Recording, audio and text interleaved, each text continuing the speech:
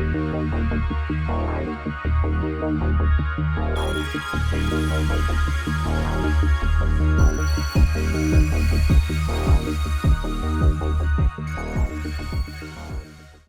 is the Bonfire Gaming Podcast, episode 374. I'm your host, Morgan, aka Bon Diesel, and this week we'll be talking about a new Xbox in 2027, Take-Two's surprising console sales numbers, a Baldur's Gate show has been announced, for better or worse, and much more. Like, seriously, a lot more. This is a thick show. It may end up being shorter or the same length as normal, about an hour, if I skip through some stuff or go fast. But we had a lot this week, and more than anything, a lot of things I want to talk about. So we'll get into that in a moment. But first, be sure to subscribe to the show on your favorite podcast app, leave a review on Spotify or iTunes, and subscribe to the Bon Diesel YouTube channel to get all of my videos, including this podcast. Thank you to everyone who supports as YouTube members and or Twitch subscribers. And if you're interested in supporting this podcast and all of my other content, please check out the links in the show description for my other content, merch, and more. Okay, let's get into the gaming news for this week. Very well timed, of course, because last week, the title of the podcast, the part of it was Xbox is dead again. And just naturally, we have to have the main topic this week be a new Xbox in 2027. And this stems from a pretty reliable source, AMD's head, so AMD, who makes all of the hardware for both of the major consoles. Nvidia does. Nintendo, I don't want to make any Switch folks mad. It's a major console. It's going to sell more than everything. But the two primary consoles I talk about being PlayStation and Xbox, AMD makes all that hardware. We know they're making the hardware for next gen for both. And Lisa Su said that their new tech, so their current tech that they have is RDNA 4, which is their graphics cards technology, and then Zen 5, which is their CPU technology. She was talking about their RDNA 5 and Zen 6, so next generation of those things. And quote, they are quote, progressing well to support a launch in 2027 of the next Xbox. That's interesting. I'm kind of surprised she didn't say for Xbox and PlayStation. This does come on the heels of some rumors that Sony may be pushing back the release of the PlayStation 6 from 27 back to 28 or even 29. I think that's a little funny because I don't think it was ever going to come out in 27. We are likely going to see one of the first like major moments where I think we're really going to see the generations of Xbox and PlayStation take a drastic fork in the road, where I believe Xbox is moving toward a kind of a way of just releasing new hardware whenever there's new hardware to release, and all that hardware may not be first party. We already have the Ally handhelds that are Xbox branded, have Xbox stuff on them, like, you know, it's a third party Xbox, right? And you know, this next Xbox they're talking about here is first party hardware. It's, you know, from Microsoft. But I don't think, like, I wouldn't be surprised if before then, and definitely after, if we get an Asus desktop that's an Xbox. Now, it would have capability to do PC stuff as well. My guess, and what we've been speculating and what we've been hearing about the next Xbox, is that it's going to boot into a console experience. You hook it up just like you do now to your TV or whatever. You turn it on, Xbox pops up. It's a, you know, similar UI to what they're using on the Asus handhelds. It looks like they're trying to make big strides in making that UI just better in general, which isn't like, has nothing to do with their shift. The Xbox UI is probably needed an update for quite a while. It's looked basically the same since, you know, the Xbox One, essentially. And, you know, this, I think it's really interesting. I think we're in a situation where we're likely getting an Xbox next year, and likely more hardware around that. And then PlayStation, I think they're gonna ride this gen out as long as they can. When the PlayStation 5 released, they had some like exclusive games, like quote unquote, but a lot of them were, you know, probably could have been cross-gen games, but they wanted to give people a reason to buy their consoles, and obviously that worked. We'll talk about console sales in another story. But and then they've put out a few games that were clearly next-gen games, had to be on the PS5. But that's been a trickle at this point. After the first couple of years, we're getting one or two first-party exclusive games a year from PlayStation, and that wasn't how things were before. And now we're getting multi-platform games if you count PC from them. So I suspect PlayStation has a bunch of games in development from Sony Santa Monica. We have Intergalactic from Naughty Dog. We have these games that are probably not coming out this year, are probably not coming out next year. And those games will probably be for the PS5. And especially with the PS5 Pro coming out and selling pretty well, they don't really need to push this. And Xbox and PlayStation are going to deal with the same problem. They can probably get this GPU tech, the CPU tech, like that hardware can probably be pretty affordable, especially in doing mass ordering and that scale and things like that. It's very likely in the next year or so, this RAM issue is probably going to resolve itself a bit, whether it's because AI becomes a lower demand or more product is being made, or we see a diversion of people using different stuff for these things. We'll have to wait and see. I don't know. But we have this situation where I think PlayStation's going to be like, hey, by the end of the year, we will have sold 100 million PS5s. That's a huge user base that we can, rely on. We can keep putting out games for this generation rather than put out a $1,000 PS6 next year. Let's just ride this out for 2 or 3 more years. And even if Xbox releases new hardware in 2027, do we really live in a world now where PlayStation is fretting about trying to keep up with the Joneses? I have no doubt. And even the preliminary rumors about the next gen consoles, even if they release on the same day, is that Xbox is going for a more premium experience, aka way more expensive. And PlayStation's probably going to try desperately to keep a $500-$600 price point. And that probably means that the next Xbox, which my guess right now, I'm hoping it's like $750. I wouldn't be surprised if it's $999, especially if they truly are going to be trying to put out this like premium, really good product, because then they can say like, hey, but if you don't want this, it's all good. Buy your PlayStation. We're putting some of our games over there. Get a PC. See if you can build one cheaper, something that works for you. Get a handheld. Play the games on your Series X. Play them through the cloud, right?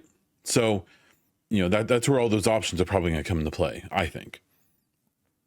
And I think it's going to be really interesting. I think it's going to be a very interesting time. Now, there's a possibility that the next Xbox and the PlayStation could be more mid-tier machines than you think, mostly because of the Zen 6 and especially the RDNA 5. So right now, AMD, who's going to make this hardware, has their upscaler is called FSR 4.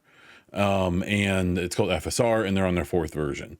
And it's the first time they've like pretty directly competed with NVIDIA's DLSS, their own upscaler. And that's because FSR 4 uses some specified hardware in the GPU. And that's why it doesn't really work on older hardware, which, that's a whole different discussion. And by the time this comes out, by the time these new consoles are coming, we're probably going to have like FSR 5 or whatever. And by then, one of the most exciting things for me is that they would be able to put out relatively middle of the road hardware when it comes to whatever CPU, GPU tech they're using. Obviously, we're going to have to see what they do with RAM. And using this upscaler, could really be, that big push. And especially if they have the most modern CPU, the most modern GPU tech at the time that this thing comes out, in theory, that means that there's going to be a lot of longevity out of this, and we'll have to see how that plays out. Some kind of interesting side stories that have to do with this. We got an interview with the Epic Games store head, the guy who runs the Epic Games store, and says that they are in active discussions with Xbox to feature that store on Xbox. This comes along with rumors that it's very likely Xbox is doing some kind of negotiations or work with Valve and Steam as well to potentially get Steam on there. And then obviously you would have the Xbox store. And why that's interesting is because the rumors have been as well that this next Xbox has a real dedication to being backwards compatible. That's one of the big issues right now is there's some Xbox games from the original Xbox that you can't play on the current Xbox or on PC, right? It's not too many, but there's a few, right? And they want to solve that issue with emulators or whatever they're going to do. But what that means is that, in theory, with this next Xbox, you could have your entire Xbox library. If you're someone like me who's always been with Xbox, then that's a pretty big library, right? But that means that you could also have all those free games from the Epic Game Store. That's the only reason you log on to the Epic Game Store is to, get your free games. That whole library to install to your Xbox and Steam, and that whole library that you could install to your Xbox. The funny thing with that, and we'll have to see how this plays out in the long run, is in theory, there's PlayStation games on Steam. And if you've purchased those, you could be playing like God of War on an Xbox. We'll see. Maybe there's some rules that would keep PlayStation from preventing that. I would be quite surprised if we saw them be okay with that. I actually think what's most likely there is PlayStation is going to release their own PC launcher and may even pull their games from Steam and may only sell them on their launcher. That would be a bad decision, I believe, but it wouldn't surprise me, especially if this works out with Xbox, if we would see them make that move. Now, maybe they have some levers they can pull to make it so that Steam, their integration with the Xbox wouldn't allow Sony published games to be able to do that. I have no idea, but we'll see in the long run.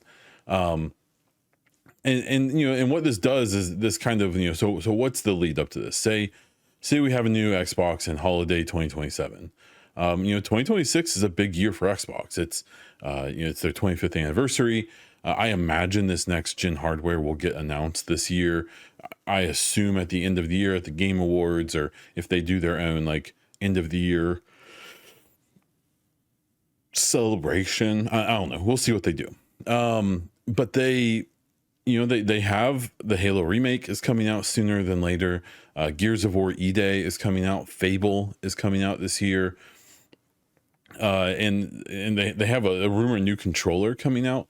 Now, from what I've read about this new controller, I don't know if it's going to have like a new design or anything, but supposedly it's going to have the ability to connect via Wi-Fi to play cloud games and have less latency. So if you remember the Stadia, while Stadia had its issues, obviously, one of the things that did pretty well was latency, and that's because the Stadia controller that you bought did this. It connected straight to Wi-Fi. So like say you're cloud streaming a game right now, and you have your controller hooked up to your PC.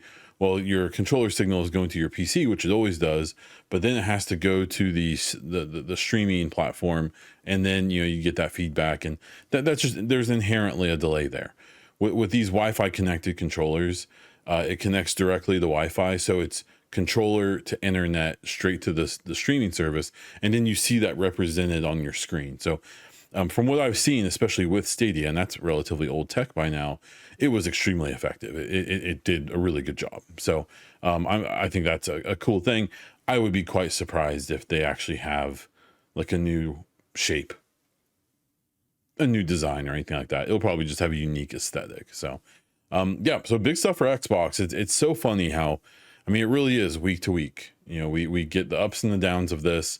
For me, it's quite frustrating to see, there's especially journalists and influencers who one week will be putting the nails in the coffin for Xbox, and then the next posting about, this crazy thing. And then, a couple days after they announced it, after this rumor came out, well, then it was, these like concern trolling articles about like, well, why even have another Xbox? It's like, because there's a bunch of people who want to buy them. Like maybe not 100 million like PlayStation, but millions. And we'll get into that soon. And right now is soon. So Take-Two put out some documentation that got picked up by people, were based on some analytics agencies. They, in some capacity, estimate that 138 million ninth generation consoles have been sold. So let's put that into perspective. So ninth gen consoles are the series consoles from Xbox and the PlayStation 5. Technically, it's the Switch 2 as well. Now, in the reporting of this, I'm seeing some kind of weird stuff. So the Switch 1 is an 8th gen console. That's how they're being counted here. So it is not included in this, because if it was included, it would be like 300 million because they've sold 150 million plus Switch 1s. That's not part of this number. So this 138 million number is PlayStation and Xbox. And from what I've tried to gather here, it likely includes Switch 2, but because there weren't like accurate numbers out there, it likely underestimated. And since likely when they ran this, or when this report came, we just got an announcement from Xbox that from Nintendo that they sold 17 million ish Switch 2s as of today. And what's interesting about that is that we just got notice from Sony as well that they've to this day sold 92 million PS5s. And what's funny, so you consider that so that's 92 million, you minus that from 138 million, well, that leaves 42 million, and or 44 numbers, whatever, that's not my thing. 40 plus million, right? Difference there. And what's interesting is that if you've paid attention, and I kind of hope you haven't, is that, there's been these rumors for years. We haven't had official sales numbers for Xbox in quite a while. I believe the last time that they officially announced anything was they announced that I believe that more Series X's have been sold than Series S's. That happened a couple years ago. I don't think they specify numbers though. And then I want to say a year or two after release, they announced that they had sold like 15 or 20 million Xboxes. But since then, it's been pretty much radio silent, which leads to everyone speculating and taking their best guess at things. So what I think is interesting is that, if you see, it's pretty common today to see people be like, yeah, well, Xbox only sold 25 million consoles and PlayStation's about to sell 100. That's 4 to 1. That's a big difference. And now we have numbers that may suggest that it's something closer to 35, 40 million. Now, let's be totally fair about that. That's still, significantly less than PlayStation. But my issue with that comes, and I've talked about this quite a bit, in that in a vacuum, 40 million consoles sold is extremely good. It may not be as good as previous years. Even though I think that would actually put them on track with the Xbox One, which was cheaper 5 years, 6 years into its release, and not more expensive the way the Series X is currently in the Series S, but that's obviously a unique situation. I think it's the way this is portrayed is always interesting to me, because they've sold probably less than half the number of PlayStations, but is that bad, or is PlayStation just selling really, really well? Is it selling exceptionally? Which it kind of seems like it is, or has, in the years since it came out. And Xbox is just kind of selling what they sell, right? And the reason I think that's an interesting topic to consider is that, Sony's goal is to sell consoles. It's definitely not to make games, because they haven't made that many games, especially in the last few years. And I'm sure they are, and I'm sure more games are coming. But, it's also easy to forget sometimes that, PlayStation doesn't really have that many studios, especially compared to the modern day Xbox. It's really not even the same conversation. And you see that in the output. And, we're in a situation where Xbox, like, they aren't discounting their consoles at this point. They've raised the prices of them, in fact, due to market factors and production factors. And they've still sold pretty well. Like, I think that's an angle we haven't seen many people take. And I think it's worth, giving a chance. Like, no one would ever scoff at selling 40 million of anything in any game console. It's not bad, right? Now, would they love for that number to be double? Obviously, but they haven't literally done anything to do that. Like around the holidays, the PS5 went on sale. I think they had like a bundle for like $400 or something. And the Xbox didn't do any sales. And again, they raised the price of the consoles. It's pretty common to see that Xboxes aren't even in stock in a lot of places. And it's not because those places don't want to stock them. It's because it kind of seems like they probably aren't manufacturing very many Xboxes right now because of the issues with importing them and the cost of that, and now producing them and the cost of that, because they use the components that are 4 or 5 times more expensive today than they were a year ago. So, that factors in. And then we see like Nintendo and PlayStation pumping out, sales still, and they probably did the smart thing. It seems like, and it seemed like this for a long while, that they were pumping out tons of consoles a while ago, and likely had a bunch of stock here before recent political things happened to make things more expensive to import and all that. And so what's interesting is you see these companies accomplishing, it seems like, the goals that they're setting out for. You see Nintendo selling a ton of their own new console, that's a discussion I'll have later. You see PlayStation 5 selling a ton of their consoles. And with Xbox, you see them releasing a bunch of games to pretty good reviews. You see them, selling consoles where they sell them, but you see them accessing all these different platforms and getting their games and their software, which is where you make all your money, anywhere that will take it, basically. And instead of, for me, I think it makes more sense to recognize like, hey, all these companies are accomplishing the thing that they're trying to do. They may not be accomplishing the same things in the same ways, but I don't think you really have any of these companies being like mad about their current situation. The only thing I think Xbox would be mad about is the way this stuff is being covered, and that everyone just assumes if you aren't playing PlayStation's game and following their formula, then you're instantly failing. And that doesn't seem like it's the case. So this whole thing, this could all be fake too. Like, this could all be wrong. These analytic agencies and stuff, I'm extremely skeptical of them. I will say a couple of them that were cited that I saw are pretty good and seem to be pretty reliable and relatively conservative with their numbers. Now I did see, and just to be fair, on the inverse here, I saw some of these like Xbox fanboy accounts being like, huh, look at that, we've sold 50 million Xboxes. Like, all right, calm down. I don't think that happened. Like, you might want to slow your roll just a little, because that likely isn't the truth. I think that there is a nice solid number closer to 35 or 40 that you should be plenty happy with. That is very likely what has happened. So, at the end of the day, we're not going to get the truth about any of this ever. I doubt we'll ever know exactly how many Xbox Series consoles sold, at least not anytime soon. And at the end of the day, none of that stuff matters to me or anyone listening to the show. Like, at the end of the day, this doesn't impact us in any way, shape, or form. Our bonuses aren't impacted by it. Our daily living happiness isn't impacted by this, by how many Xboxes are sold or PlayStations are sold. At the end of the day, it's about the games.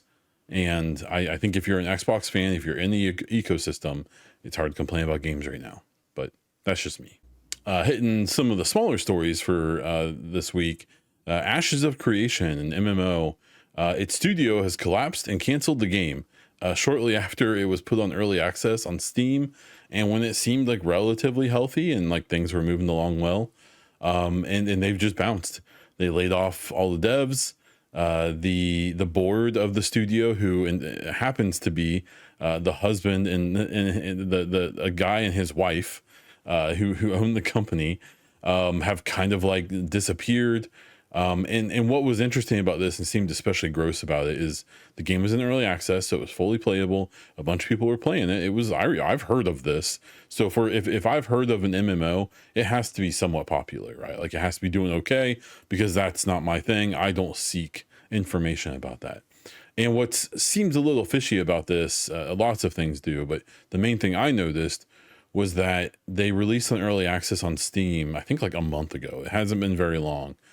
And they had used like Kickstarter or a fundraising website to raise a lot of the money they use for development. And part of the deal is that if you publish the game, like if the game releases in some capacity, then you don't have to pay refunds on that money. And it really looks like they just threw the game onto Steam, and then waited a little bit and then pulled the game, and just kind of, they're keeping that money. Steam, so from what I've seen so far, appears to be trying to make people whole, and is, trying to get those refunds processed. But yeah, I think it's gonna be kind of interesting to see how this plays out in the long run. There were lots of accusations to streamers who supposedly like made a bunch of money from referring people to this game. I think there were like microtransactions and stuff in the game already, so people had invested money into this, and now it's all gone. But yeah, you definitely saw people like freaking out and trying to blame like content creators and stuff, like, oh hey, like you sold me on this game and I paid money and now I'm out. Like, it's not like those people made much money off of it either. The sponsorship game is not what it once was. So I'll be really curious to see what happens with that, because that is probably going to get very interesting. Machine Games wants to make Wolfenstein 3. That is going to be an interesting task in today's climate, both politically, culturally, and all of that. I think it's gonna be pretty interesting what they do with that. The first two games are making some pretty clear commentary about things happening in the world at that time. I think it's pretty hard not to acknowledge that things have only gotten weirder, or worse, you could say, which I probably would. But yeah, this was a kind of an assumed announcement. I have to assume everyone has just assumed Wolfenstein 3 is coming sooner than later. I believe there were rumors of them working on like a new IP or a new project in the last year or two, and that got canceled. Don't quote me on that. I don't remember it exactly. But I think we're going to see with a lot of studios in general, but especially at these big publishers, you're going to see studios, if they have like an iconic IP, you're going to be seeing a lot of publishers telling those studios like, hey, whatever things you're working on right now, why don't you go ahead and throw that out or pause it at least. And you're going to make the thing that we know is going to make money. And that's seems like what may be happening here to a point, but I'm cool with it. I love their commentary on all the stuff that they comment on in their games. And I hope that, I hope we see something from that. Now, this kind of came alongside information that Machine Games is expecting, especially the leadership in the studio, to start working from the office more often. Again, I'm so torn on this issue. Like for my job, I work remotely most of the time. And it makes sense because I'm out in the field, and everything I need I can do on my home office and stuff like that. But, like my job isn't collaborative. And, I've talked to devs that I know about this, and there is a split. It seems like a lot of the older school developers want people back in the office. The newer ones don't, because why would you? And I would say there is probably something, especially in a creative endeavor like a video game, that being in the office is probably helpful in a lot of ways. Now, I don't necessarily believe they need to like make people come to the office every single day.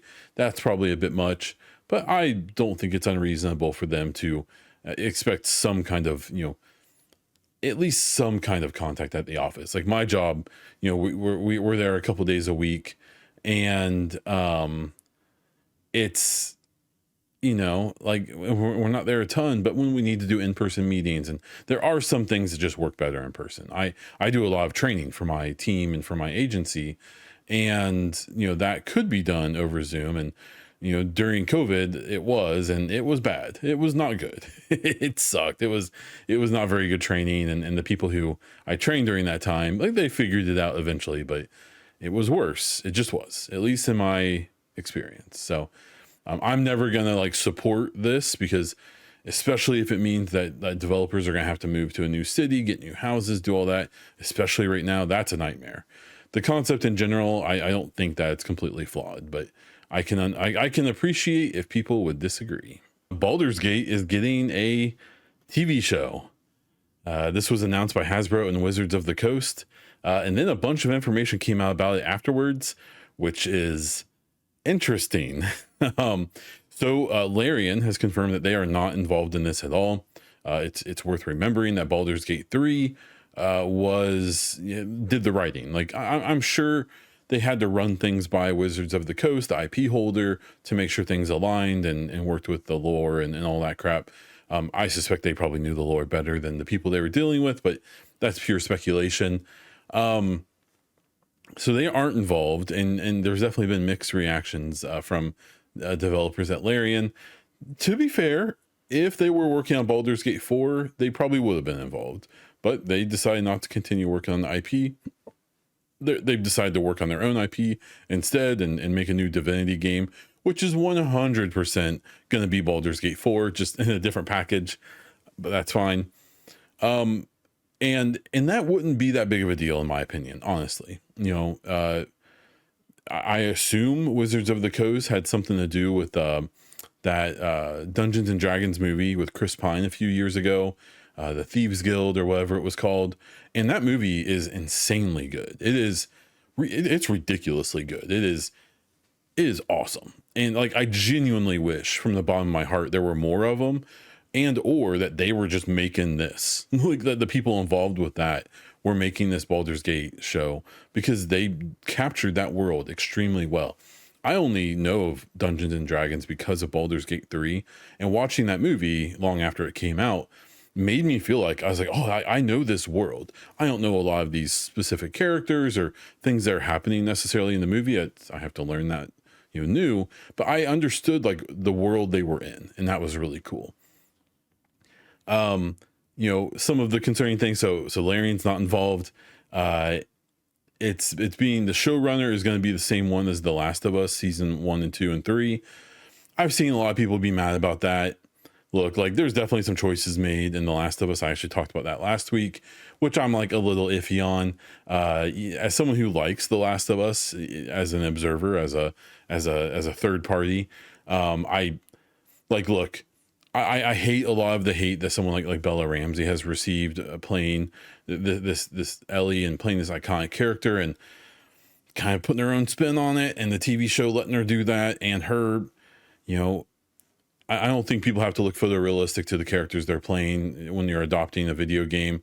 I do think if you're gonna make your characters look that much different, you need to, I don't know, address it or something. I don't know. I understand why some of the more reasonable people don't like The Last of Us in the way that they've done that, but that's a hard thing to ever say, because so much of the vitriol around the hate for that, the second game, and for the TV series, the HBO series, is for like really lame, really gross reasons. So it's like, you have to kind of walk that line. So, but the show's done well though. Like, even though it's maybe not the way, like I prefer the way that like the Fallout show's been done, and the way that they're adapting the IP that way, with a new story set after the things that we already know, but in a familiar world with familiar things, right? Where The Last of Us is trying to recreate the first two, the 1 and 2, the part 1, part 2 games. And, it's been a little fast and loose, we could say, with that. So that's that gives me hope and concern for this. It is going to be an HBO series, so it's going to be allowed to be graphic and sexual and all that stuff.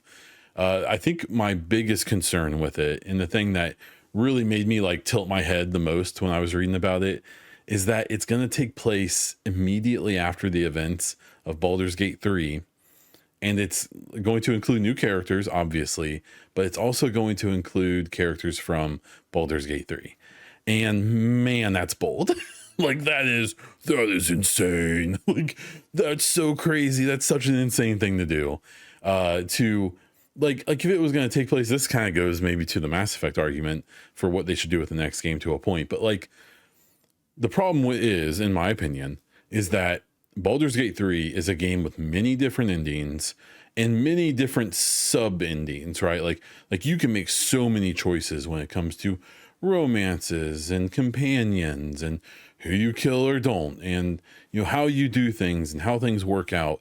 It's not just the endings, it's lots of things before that too that would affect the world state, right? And by doing a show, I assume in some capacity they're gonna have to like make canon choices for all that stuff, and that's fine. And even Swin Vinky from Larian said they wrote all the endings for Baldur's Gate 3 in a way to say like, hey, you know, that you could take any of these endings and run with them, because they probably at some point, well, I assume they knew that they were either going to make Baldur's Gate 4 and we're probably going to run with one of the endings and make that canon and move forward with it. I don't know what they've done with Divinity 1 and 2 or how they're going to handle the new one. Or if they weren't going to work on the next thing, it would allow someone else to do that thing as well. So, you know, it seems like there are off ramps for this, but man, like you're talking about like beloved characters, you're talking about a rabid fan base. And like, I just, man, it's bold. It is so bold. The idea of, you know, keeping characters from the game and trying to portray, I mean, there is a way that they could do it. Like, say it's like a 10 episode season, right? And maybe every episode focuses on one of the characters from the game, and you kind of see where they're at after the game. The problem is that we kind of got that with the prologue of in the game. Like you get that final party opportunity where everyone comes back together and you kind of see where they're all at and what's happened to them based on all the choices you made and everything. I just, oh man, it is bold. Now I will say the tiniest part of me, you know, I was like devastated when Larian announced like, hey, we're not doing any DLC. We're not doing Baldur's Gate 4. Because I knew that for all intents and purposes, you know, those characters are forever stuck in that game and they're probably never going to be accessible again. And I love the characters in that game. I truly do. As much as Mass Effect or anything else I play, I really, really like the characters in Baldur's Gate 3. And, you know, it was like a bummer to be like, oh man, like our adventures with them are done. So the tiniest part of me is hopeful here in hopes that they can pull this off, because I would love to see the hijinks of these, you know, these characters again after what happens. Now, I am like, how do they handle the player character who by the end of the game is like this, like all powerful, like extremely impressive individual, like, you know, amongst all these impressive individuals. So I'm curious if they'll have some kind of stand-in for the player character, or if they just kind of, you know, talk it off or ignore it entirely. We'll have to wait and see. I just, I don't know. Like there is also a rumor that an internal studio, Hasbro, is working on a Baldur's Gate 4 essentially, or will eventually. And so a part of me wonders if this will be like a bridge thing where they're going to show us where all those characters went after Baldur's Gate 3, and then they'll pick up a Baldur's Gate 4 that maybe, you know, continues that story in some capacity. I don't know, but we don't know. I just, it's bold. It is a bold thing to do what they're doing. So I will wish them the best of luck. Josh Sawyer from Obsidian did an interview with Jason Schreier with Bloomberg, and we got some kind of interesting info. We found out that Avowed and The Outer Worlds 2, even though they released two, you know, good scores, good reviews, all that, that neither one of them met their sales goals. There's this real odd tidbit in it where they basically say that there's still more Avowed games planned, or games in that universe planned, but the Outer Worlds 3 isn't currently in any kind of development or consideration. Now, I saw people run with that immediately and be like, oh, yeah, there's no, you know, God, Outer Worlds is done. And it's like, probably not. Like, I suspect they'll come back eventually. Mostly just because, and this is a personal take, I liked Avowed. I thought it was pretty cool, but so much of Avowed felt like unfinished and not like complete. Like the cities in Avowed, like literally everyone's just standing there, and they are, no matter when you come to the game, no matter what you do, they're always in the same spot. Avowed has moments of like reactivity to the player, either the choices you make or things you do, especially at the end, obviously. But I'm surprised that a lot of the sentiment I saw was that Avowed was a lot better than Outer Worlds 2. I mean, objectively, the scores were higher for Outer Worlds 2. And from playing both of them and playing them extensively, I just thought that Outer Worlds 2, and I prefer sci-fi games over high fantasy. That's definitely a big change. That's a big personal thing, obviously. But I just felt like all the mechanics, everything that Avowed did, the Outer Worlds 2 did way better. Like significantly better when it came to story, characters, reactivity, combat, like all that stuff. I thought it was good in Avowed, but was way better in Outer Worlds too. But it obviously kind of didn't matter. So on some other games, we had Pentiment apparently made money. Now that also probably, I believe Sawyer and a handful of people made that. It probably literally cost them a few $100,000 to make, maybe $1 million or $2 million. So it probably wasn't that hard to make that back. And Grounded 2 is doing well. I believe it's in early access. Now, there was a really funny thing that came up about it. So in the article, Schreier kind of reinforced this idea of, oh yeah, Microsoft is enforcing a 30% profit margin requirement on their studios, even though they said they weren't. And what was interesting is that on Reset Era, Schreier posted a quote from his interview for the article that he didn't include in the article. And what the quote explains is that the games have a 30% profit margin, but then the person goes on to defend it, being like, yeah, like if you invest in something for 5 years, like you want an actual return, and 30% isn't that difficult. And like they played it off completely. And he posted this in a forum, not in his article. But he talked about the 30% in the article and like kind of demonized it. And that to me is just like the most like hack journalism ever. Like he obviously has an agenda. He obviously has a bias. Like that's fine. He's human. That's how we work. But like, you can't like get on your high horse about something and then leave out that like the people actually affected by it who have to deal with it are just like, yeah, it's fine. It's not a big deal. Like you can't just leave that out, man. Like that's such like, oh man, that's frustrating because it's so bad. Like that's so awful. Because it really like, it's just, I don't know.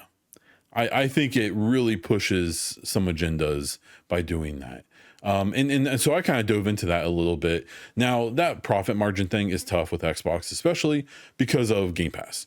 Now we have heard for years, and even Phil Spencer talked about years ago, they never expect Game Pass to be like the majority of income or the majority of money coming in for games. I believe it's been guessed that, you know, at best it would be like 10 or 15% of revenue for an individual game with Game Pass. But you know, even counting that, I ran some real dirty math, and so I ran 3 different budgets. So a $1 million budget for a game. Now, I don't know what games do. So like in the movie industry, if a movie costs $5 million to make, the publisher is probably going to spend $5 million on marketing. They almost always, from what I've seen, it's almost always doubles the budget. So if it costs $5 million to make a movie, they spend $5 million more on marketing. It's a $10 million movie. And so I believe the budgets with movies, that's how they count them. Now with games, I don't know if it's different, and it could be studio to studio, could be publisher to publisher. I have no idea. But the rough numbers I ran is that if a game costs $1 million to make, if you sell it for $70, and I'm not talking about taxes and cuts and all that, I'm keeping this super, super simple. If the budget for a game was $1 million to make a 30% margin,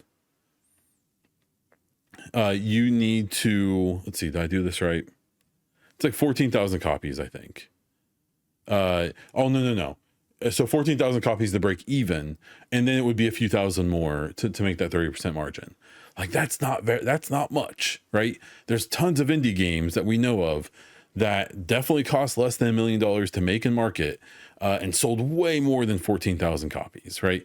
So you know, you would be looking at something like, so it would be like 16 or 17,000 copies to make that 30% profit margin on $1 million budget. So then you bump it up to 100 million. To break even, you would need to sell 1.4 million copies. So that's $100 million game. That's probably on the middle high end for most games if you average it out, right? And 1.4 million copies of a game to break even, and then like I said before, probably something in the era of probably closer to 2 million, a little under, to hit that 30% margin. That's not that many. Like it is. Selling 1 million copies of any game is really hard, right? But you know, most games who are spending 100 million, on their development are hopefully, that was the goal, right? And they do, and that's not really that crazy. There's plenty of these games that sell 5-10 million copies, especially like Ubisoft and all that. So then I bumped it up even more to like the Grand Theft Auto 6 numbers that we've been hearing. Now, some people are speculating that game is going to be like $1 billion. Now, there's a chance, I would say, that if they spend $500 million making that game over the last 15 years or whatever, and then they spend that much again marketing it, like maybe $1 billion. But let's say a game that costs $500 million to make at $70 a pop would only, quote unquote, need 7 million copies to break even. And like, that's not that crazy. Like, that isn't that wild. It just isn't. Like a game like Grand Theft Auto, say it costs $1 billion to make and market, then they need to sell 14 million copies to break even. Grand Theft Auto 5 is sold isn't it like 50 million copies or something? So it's one of those things where it was interesting that he left out this quote by this person who has to deal with this stuff, being like, well, yeah, if you invest 5 years of money into something, you want a return on that, when the return numbers really aren't that crazy. And it makes me think back to a game like Dragon Age: The Veilguard, when that was like painted as like, I thought it was a good game. I thought it was perfectly fine. And when it only sold or had 2 million players, or however they worded it, that was seen as like this huge abject failure. And that very likely meant that they probably made $150 million or so on it. With that game, it's weird because I don't know how they would budget that game. Because Dragon Age: The Veilguard was the result of a game that started development many years earlier, 10 years earlier, that was rebooted twice to very different games. So when they count the budget for The Veilguard, right, do they count it for the like 3 or 4 years they made that game that came out? Or do they also include, do they write off, or do they include the money from the 2 previous versions of the game that never came out, right? I don't know. So maybe the combination of all 3 of those games over 10 years may have cost $100 million or more to make that game. But if they just count those 3 or 4 years, it probably doesn't. It may be around that. So it's very likely that, even Dragon Age: The Veilguard was at least somewhat profitable, and maybe especially, and we aren't even counting like Game Pass deals for these third parties, Game Pass deals, PlayStation Plus deals, how many they sell after the game goes on discount and things like that. Because like those deals from Game Pass and PS Plus, like those are a big deal. So it's very likely that even the game like Dragon Age: The Veilguard probably made decent money for BioWare and EA. But it wasn't, if you make a game for 100 million and you sell 10 million copies, then you make buco bucks and you're out of your mind, right? That's why, Larian, even if their licensing deal gave a lot of money to Hasbro, they probably still made out like pretty hot there. Like they probably did pretty well. So it's just something to think about. I used to really have a ton of respect for Jason Schreier, and because I felt like he was the only like actual journalist in gaming, and that's probably still true to a point. But man, he really bums me out with how he handles some of this stuff, because I think he's gotten really bad about showing some really obvious agendas and biases towards certain publishers and certain games and stuff like that, certain studios, and it's also tough because like that dude, he really struggles to like, if you even say anything that remotely seems like you're criticizing him or disagreeing with him, he doesn't handle it very well. And if you ever hear the guy talk, it's really hard to take seriously someone getting mad at you who is just like squeaking on the other side. But I don't know. It's a cool article. I'm glad the information's out there. I just wish that he would have given full context and not done something that I think was clearly meant to get his article shared and reposted by the worst of the worst when it comes to the gaming community and the news posters and influencers and podcasts and all that. But what are you going to do? So we're edging up towards an hour here already, and I am only through like half the stories. So in the back end here, I'm going to run through these stories relatively quickly, talk about the story, give my hot take on it, and move on, because I don't want to make this a 2-hour podcast. So the next story here is Capcom has released a cinematic trailer for Resident Evil Requiem, or Resident Evil 9. It's a really cool trailer. especially as a dad, any trailer that involves a little girl, a daughter, hits me hard. And this one did. It was super sad, made me really bum me out. But what annoyed me about it is that we've started to see a decent amount of footage from Requiem. We got previews. People played it. I think as of yesterday, they were allowed to talk about it after the Nintendo partner showcase. And like, it seems like it's gonna be a cool game. If you liked Resident Evil 7 or Village, it seems like it's gonna be up your alley. I'm definitely more of like a Resident Evil 2 guy, especially Resident Evil 2 remake or like Resident Evil 4. And it seems like it's gonna be some of that, but like, I'm so sick of these stalker enemies in the Resident Evil games. Like it's just such a gimmick to me. And now there's like 3 of them or more. I can't remember what they said, which is like so corny to me, but it works. And a lot of people obviously love it. I'm a minority on that. But what bums me out is that the like tone of this trailer is so dire and so like, just the tone around it is so good. And the game is not going to be like that. It just isn't. It's going to be like kind of silly. I'm sure it'll be scary and serious in moments, but like they're games that they've just made them. They've gotten to the point where they're like, I don't know, they're just like silly to me. And this trailer isn't silly at all. And it's devastating actually. And what it reminds me of, and something I pointed out on social media and stuff, is the old Dead Island trailer. If you remember that, there's this really, really good trailer that opens with an eye, and the camera zooms out, and then it's a little girl laying on grass who's like a zombie, and then she starts to get pulled up into the air, and you realize like, oh, this scene is playing out backwards. But then they inject these moments of what happened at the beginning here, and it kind of, the timeline's all messed up.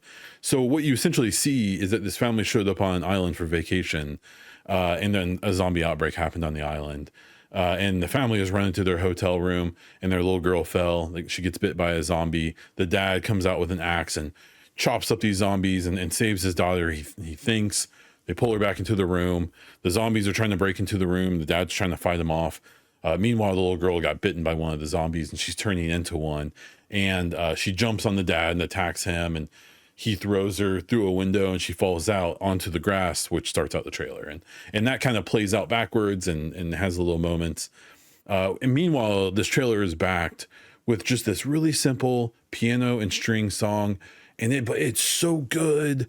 And it's such the juxtaposition between it and the violence happening in the trailer. And it like, the trailer looks kind of old. It doesn't look as good as it did when it came out. It was 15 years ago or whatever. But it's still like, man, it hits. And then, at the end of the trailer, it shows that, like the moments right when the girl's getting attacked, and the dad's going out to save her. And then it pops up, the Dead Island, the title card. And then it shows just this brief moment of them like showing up to the hotel with their bags and taking a picture on the balcony of their hotel room. And it's just like my wife and I and our daughter have gone on those vacations. Like, we have done exactly what happened in that. We've done it multiple times. And it's just like, I could put myself in there. Same as with this Resident Evil 9 trailer. And that Dead Island game is just known for having this moody, emotional trailer and just being the silliest, dumbest game. Like, I remember playing it. Like, it was okay. Like, it did not. Now, there is an Easter egg in the game where you can find that hotel and find that room and find that whole scene, or at least the blood. I don't think the bodies are still there. Maybe the girl is. I can't remember. But yeah, so that's just my diatribe on that. I really wish they made a Resident Evil game that was like this trailer. So Sony's going all in on AI, it seems like, and no one's saying anything. Now, let me preface this with, I'm an Xbot. Obviously, Microsoft is like one of the big pushers of AI, and I hate it, and it sucks. Copilot's the worst. I delete it or disable it on everything. I've like messed around with Chat GPT a few times. I just don't have any utility out of it. I think it's just, I don't know. I feel like I've been talking to these chatbots for my whole life, and none of them are useful for anything. I think AI in general is a solution looking for a problem, and it's going to find a niche, and they're going to find things it is good at and that it's useful for, but not nearly to the scale they're trying to make happen. So let me preface it with that. But it is funny that, so we have 3 things that happened with Sony in the last few months, and recently. So first, they just patented some AI tech that allows you to generate podcasts using the voices of some of their iconic first party characters. from the IPs that they own. That sucks. Like, that's the worst. Like, that just sucks so bad. And no one cares. I've seen very little coverage of this. No one gives a crap about it. Now, I'm sure if they actually implement this, you'll see some more people get riled up about it. We'll have to wait and see. And then they revealed a new game. It's a Horizon multiplayer co-op game, which just looks like they made it in Fortnite and they just pooped it out there. Maybe it's going to be successful. I suspect that this is just going to be another one of these weird Sony multiplayer attempts that is just going to crash and burn almost immediately. I don't know what PlayStation's doing. They are a very confusing company, but they keep selling consoles, so no one says anything bad about them. But the trailer for this Horizon game, maybe it was just in the animation style. I don't know. It looks like it was at least partially made with AI and mostly crickets around it. And then the thing that drove me the craziest was around the holidays before Christmas, they did like an advent calendar rewards thing. So you log into your PlayStation account, and you would get like avatar pictures, and you would get like, little rewards for your profile essentially. And they were, as far as I could tell, all made with AI, like clearly made with AI, and not a single peep. And I made the point of being an Xbot, being an admitted, Xbot, but trying not to be like a console warrior. I try to be as even keeled as I can. If Xbox did that, people would have been losing their effing minds. Like, the people with any of these three things, people would be going insane, and there would be videos and articles, and people would be clickbaiting the crap out of it. And as far as I can tell, the reaction to all these things has just been like basically none. I've seen it reported by like literally one outlet, and it's never any of the big ones, that like VGC, Eurogamer, IGN, Kotaku, all of these people, if Xbox was doing these exact same things, would be losing their ever-loving minds about it and posting multiple articles about it per day, making videos, inspiring podcasts, and console warrior videos and social media wars and all that. But nope, it's just crickets. So that makes me mad, and I needed to talk about it. There was an interview that came out in the last week from a former Bethesda developer who worked on Skyrim, who in the middle of the interview kind of brings up Mass Effect. And the interviewer says, like, what do you think the next Mass Effect is going to be all about? Like, what do you think they should do with that? And he just goes in and is basically like, they should make it an open world game. And the reaction was funny. So as someone who makes a ton of Mass Effect Next content, Mass Effect 5 content, I follow, it's kind of like a hobby. Basically, I follow, the job listings and any updates they give out, and do lots of speculation videos and analysis videos and stuff like that. Like seeing my timeline of everyone pop off and be like, no, what was cool. Now, there's been some like more nuanced arguments about that. Like Mass Effect 1 had like open world elements when you would land on planets and drive around. That I even saw an argument someone made, which was fair, of the fact that you get to travel around by like your own purpose, the whole galaxy, the whole Milky Way, all these different planets and systems. That's kind of like an open world mechanic, and I kind of agree, but I don't really.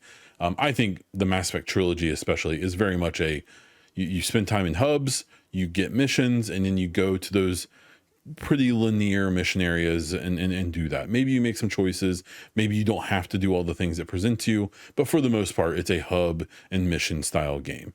Andromeda is still the hub and mission style. Mass Effect Andromeda did have the planets that had like kind of like pseudo open world elements where you drove around and you could find little side missions and complete side missions, and the actual main missions in the game, many of them were, you would find them in this open world areas. You would find the entrance to a cave or something that would be a main mission. But for the most part, it was still, there were, a handful of hubs. You would collect missions there, and then you would go to mission specific areas. Andromeda being the one that kind of opened it up the most, right? I've been pretty clear that the next Mass Effect game, Mass Effect 5, like has to be a hub and mission style game. I really think they need to go back to that older school thing. You can maybe do some of the Mass Effect 1 stuff if you want, give us some planets that we can explore. But then if you do that, you need to make those planets worth exploring, especially in modern day games. 2007, Mass Effect 1 comes out, the expectations for density of activity in these open world games was pretty low, right? Like they didn't have the same expectations that we have today. So, they need to be careful with that. But like, not even just from a gameplay point of view, just from a production point of view, I don't want the next Mass Effect to be open world because it's going to take them 10 years to make it, and then it's never going to come out because they're going to shut BioWare down. Like, I don't see them being given time to do some gigantic 100-hour open world experience. I just don't think that's in the cards. Maybe if Veilguard was super successful, maybe if Anthem was successful, or Andromeda was more successful. Maybe, but that's not the world we live in. We live in a world where those games weren't very successful. Andromeda was more than you think, but still. And, like, I don't think they need to do that. For me, I would much rather get 3, like 20, 25 hour replayable Mass Effect games in the future than 100-hour one. If those 3 can come out in the next, all 3 of them. Say it's kind of like what they're talking about with Witcher, where they want to make like 3 games in the next 10 years. That's a lot, even though it doesn't seem like it. That's what I would rather have, 3 Mass Effect games in the next 10 years than 1 8 years from now that would never get to come out. Right. So I appreciate the old Skyrim dev there, but please stay out of our lane. Probably this story should have been probably higher. The new Steam hardware, including the new VR headset and the Steam machine, have been delayed due to memory shortages and prices. They didn't give any. So this was an official blog from Steam, from Valve, and they did not give any updates on the pricing of the Steam machine or the other hardware. They also in this blog claim that using FSR, this thing can do 4K 60 FPS on most games. I don't believe them for a few reasons. So it only has 8 gigs of VRAM, which isn't very much. I think it's 16 gigs of regular RAM, which is fine. That's pretty good. But the CPU that's using isn't that powerful. GPU isn't that powerful. And it's going to be, I believe the GPU is going to be limited to kind of like the PS5 Pro, where it's like FSR 3.5. So it's not FSR 4 that has all the hardware, because these don't have that. But they get some of the features of the newer stuff. I think them saying that most games are going to get 4K 60 FPS is just insane. It is not going to happen. And if it does, it's not going to look good. Now they did mention, like, if you want higher frame rates, you may have to drop down to 720p or 1080p, things like that. I don't know. There's also the simple fact, at least the simple fact in my opinion, that this thing's going to be like $1,000 minimum. And if they include a controller and stuff, it's going to be more than that. And if you get the one with more memory, it's going to be more than that. My hottest take here is that I think Valve cancels the Steam machine, unless they're like deep in production right now and they've made like thousands of them that they plan on selling. If that's still in the cards, if they're still deciding what they're doing there, I think it's going to get canceled. I think they'll still release the headset and the controller even. I think they're going to get to a point where they're going to be like, these things they're going to be $1,000, $1,200, $1,500. And, while that may be fair to a point for what you're getting from it, especially the ecosystem and stuff, I think it's gonna be hard to sell on people, which will be a conversation again here in a year or two when the Xbox and PS6 are coming out. We'll deal with that then. But when people thought that the Steam machine was gonna be like $400 and stuff, like, yeah, that'd be great. It'd be a great deal for that much.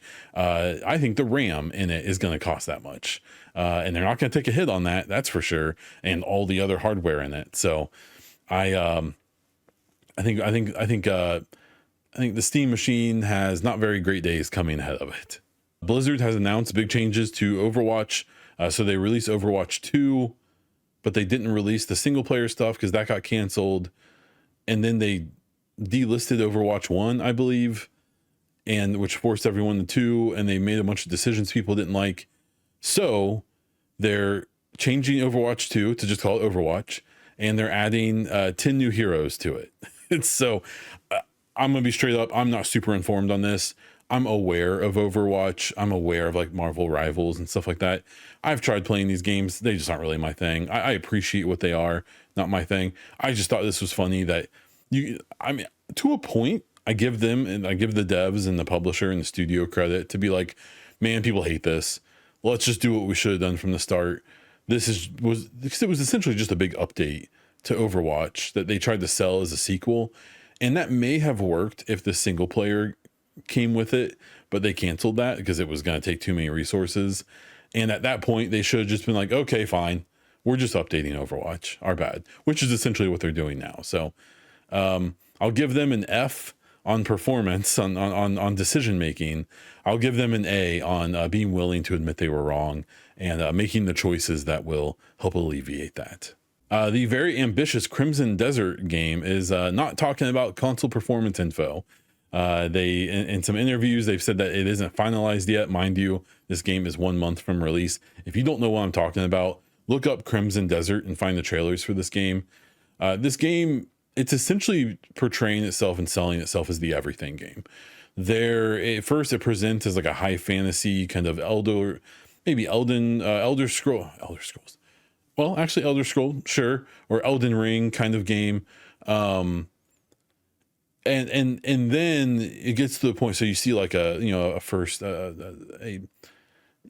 medieval or a high fantasy setting. You've got swords, you've got bows, you've got skeletons, and you got dragons, and then you have mechs, and then you have bomber airplanes and fighter aircraft.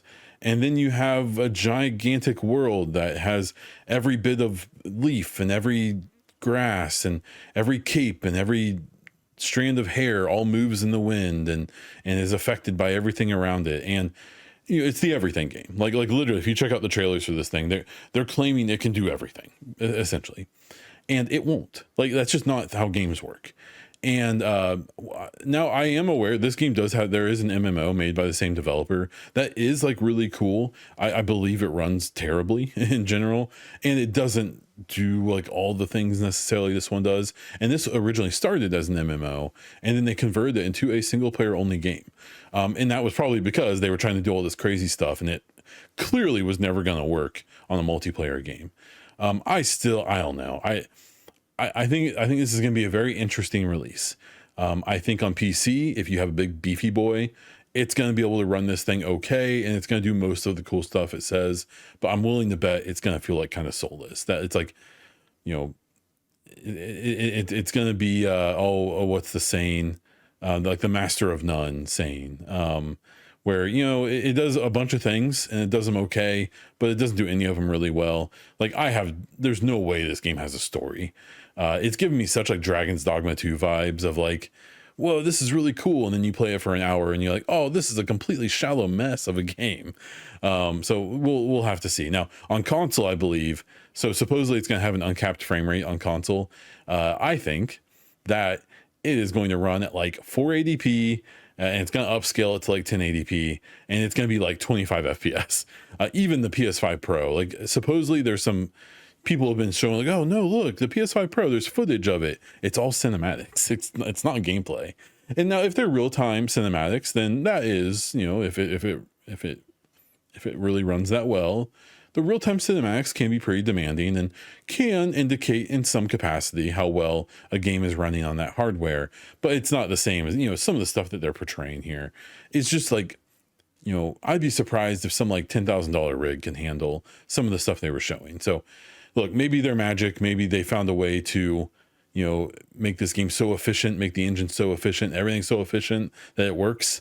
I don't see it. I would be very surprised if it works out. I hope I'm wrong. I would love for a game this ambitious to do all the things they say it's going to do. But I've also been hurt before. We have EA shutting down Apex Legends on Switch 1. This is just a lack of support. It seems like they're probably going to try to implement some features into the game that the slightly more powerful Switch 2 is going to be required to handle. The only reason I even brought this up is because I needed to be able to put out, after their little partner direct they did, which their partner directs are so funny with Nintendo, because they're basically just like, look at all these games you should probably play on a different platform. Like, you would never want to play these games. I was watching the Kind of Funny kind of co-stream or reaction stream to it. And at one point, one of the people on the show had done a preview event and played a few of these games on the Switch too. And, they were like, oh yeah, that game, it actually runs great on the Switch too, even in handheld mode and all that, which is cool. But then you also hear them talk more about it, and they're like, well, like I can't really tell when games are 30 frames or 60 frames. And whenever someone says that, my like alarms instantly go off. Like, I'm not like a frames pervert or anything, where like if you don't like 60 frames or higher in video games, you're an idiot. Like, I don't feel like that. I do think that if you say you can't tell the difference between 60 and 30 frames per second, you're insane. Like, I think you are genuinely crazy. Like, either you're lying to yourself or you have like an intellectual disability. like there's got to be something wrong with your perception of things if you really think you can't tell the difference, because you just clearly can't. And don't even get me started on 120, 144 or higher. Like, it does make a difference. And maybe that difference doesn't matter to you. Maybe you're perfectly happy to play games at 30 frames. All good. There's nothing wrong with that. But don't blow smoke up my booty and tell me that you can't tell the difference, because you just can. You clearly can. In the response time of controlling your character, in the smoothness of animations, all that stuff. Like, it's always very obvious, or at least in my opinion, it is. So I really believe, and I will hold. I'm going to throw out this conspiracy theory, and we're going to move to the next story. I still think that the Switch 2 was supposed to come out in 2022 or 23 maybe, and it was supposed to be the Switch Plus or whatever, the Super Switch. I still 100% believe that the Switch 2 was supposed to be a mid-gen refresh. The hardware in it is from that era. It's old. So we again have the second, Nintendo console in a row to come out with, the day it comes out, it's outdated. Now, to be fair, I believe the hardware in the original Switch was like basically like cell phone hardware from Nvidia, where the Switch 2, it is like more legit gaming hardware. That's not that bad. But like, man, I just I don't believe this was actually meant to be a Switch 2. I truly believe, and good on them, good for them. And if you think about it, it would make sense. 2022, we were still coming out of COVID, manufacturing, things like that still would have been tough at that time. And what I remember of 2022, the Switch 1, because of COVID and stuff, was still selling like gangbusters, was still selling like 20 or 30 million units a year. So why would you stop selling it? And then more than likely they spent a couple years banking up consoles, and that's why we see them not having issues right now with production, with things like that. Now, there are rumors that they may stop production at some point if RAM keeps going higher, but I bet they have so many stocked up at this point, you probably wouldn't notice for quite a while. So yeah, that's my conspiracy theory. I had to get it out. Thank you. We have found out that Final Fantasy VII, or there's a rumor that Final Fantasy VII Part 3, the final part of this remake that they've been doing for a while now, is likely not going to have PlayStation exclusivity the way it has before, and will very likely release on Xbox, on PC, and maybe even Switch 2 day one alongside PlayStation. Square Enix has been pretty vocal about getting away from console exclusives. They think that's why they've had a lot of trouble with sales and stuff like that. We'll see. Maybe their games just haven't been super good. But I'm happy with this. I think this is good. I find it hard to believe that, especially for third-party games. First-party games, exclusivity, that's a whole different conversation, in my opinion. Third-party, it never makes sense. Unless that studio unless that platform, Xbox or PlayStation or whoever, is like paying for your whole development costs or something. And they're saying like, put your thing on our thing only, and we will cover the bill.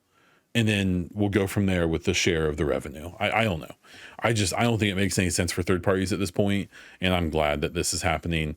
I'm not going to play it either way. I don't really care about Final Fantasy. Planet of Lana 2 got its release trailer. It is coming out, I believe, on March 5th. I am super pumped. The trailer looks great.